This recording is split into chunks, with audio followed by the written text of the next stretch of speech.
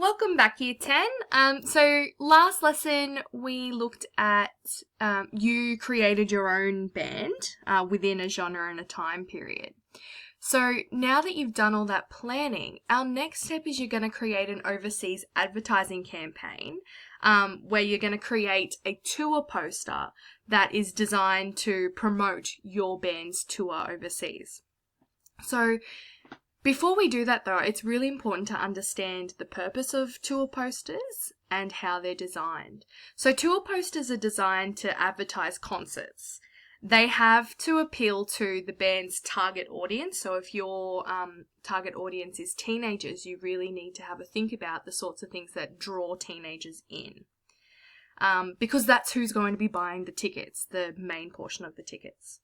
In saying this, it's really important that the posters reflect the music genre and the time period, because you don't want to create a poster for fans of your band that doesn't actually reflect what your band is all about and where it fits in our popular culture. Designers have to make really deliberate choices to create a successful poster. Otherwise, if they just put random things on a page, it's not going to be successful, it's not going to sell tickets, and the tour is going to be a massive flop. So this flipped classroom lesson is actually going to be about analysing a few tour posters, having a look at the different elements that are in it and how that reflects the music genre and the band itself within that time period.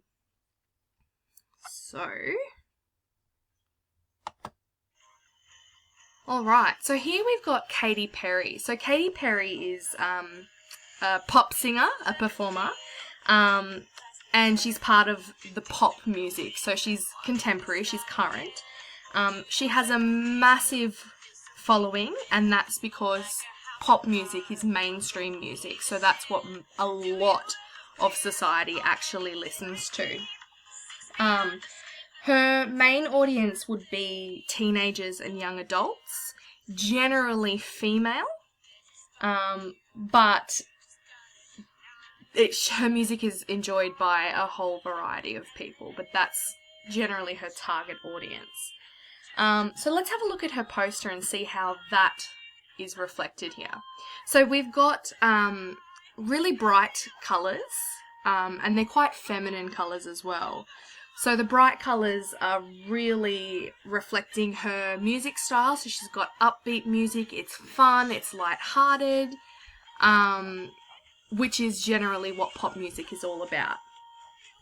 Her title up here, the Prismatic Tour, it's actually using her cover album art, because her album's called Prism.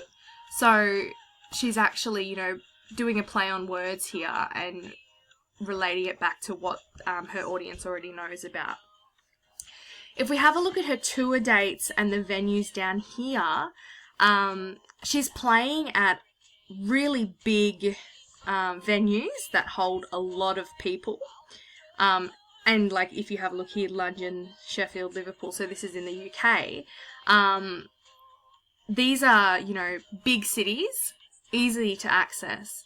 So she's playing at massive venues that are really easy to access in big cities. Again, this is reflecting she's mainstream music, she has a big following, lots of people are going to want to buy tickets and see her, so that's why she's playing in these areas. If she wasn't mainstream music, she might not be able to play in such big arenas. Up here, Iconopop is her supporting band, and Iconopop is another pop band.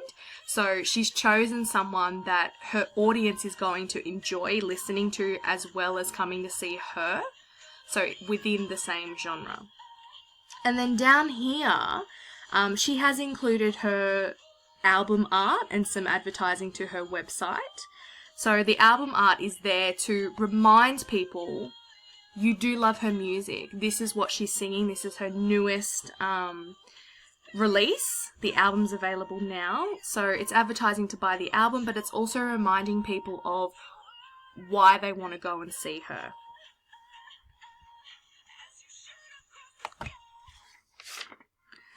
Okay, so already, this is another band, Paramore, and this poster is in a stark contrast to Katy Perry's.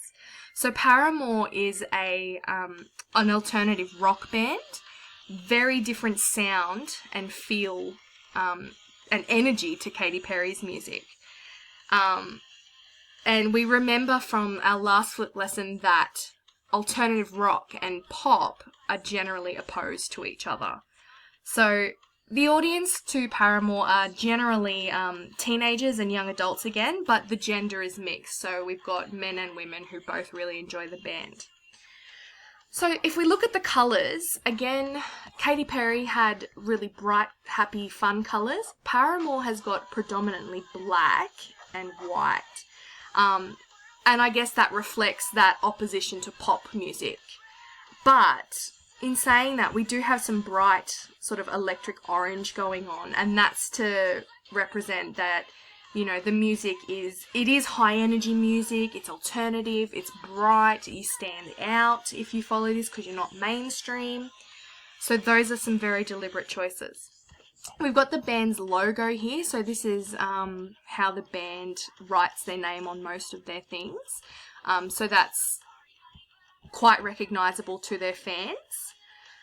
Up here, that is the band's album, which is self-titled. So it was released in 2013, and it's called Paramours, and that font is on the album, so it should be quite recognisable to the band's fans as they're promoting their album as well.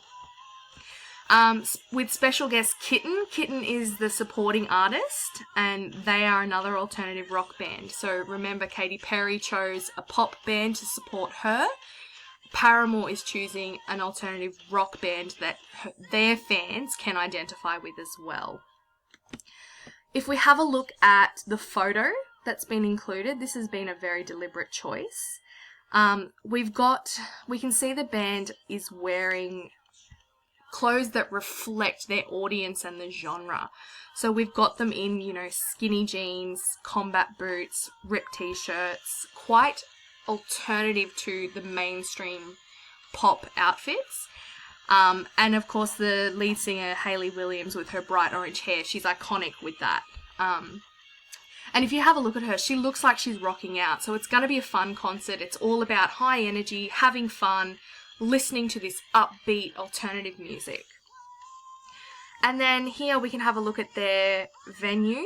So again, Paramore is quite popular for an alternative rock band. They're playing at major cities to accommodate their mass audiences.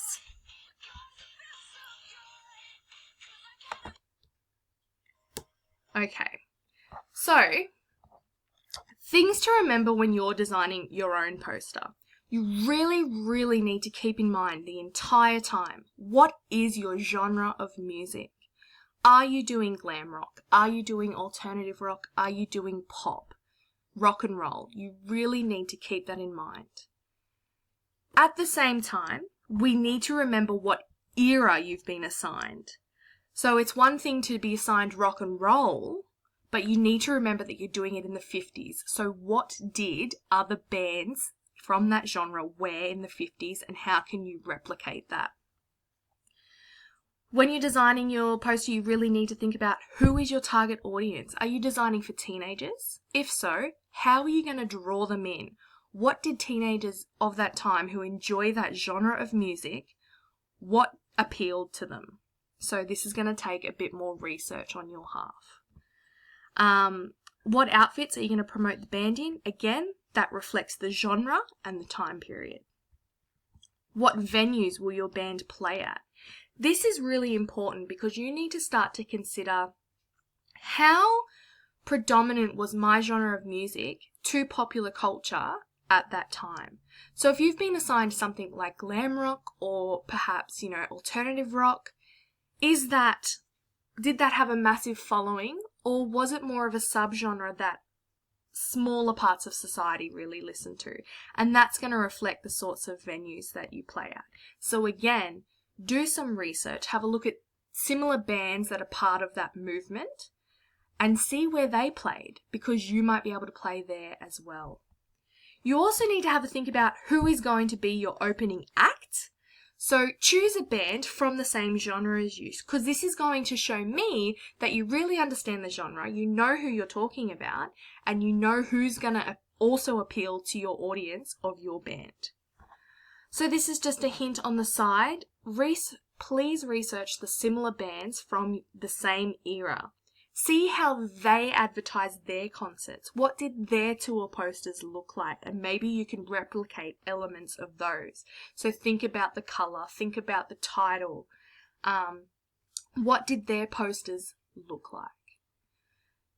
So I'm going to leave you with that. It was a nice, short and sweet one this week. Don't forget, next lesson we are coming in and we are going to be starting our posters. So be prepared for that, and don't forget to fill in the Google form for this so that I know that you've actually watched it and you understand what we're talking about.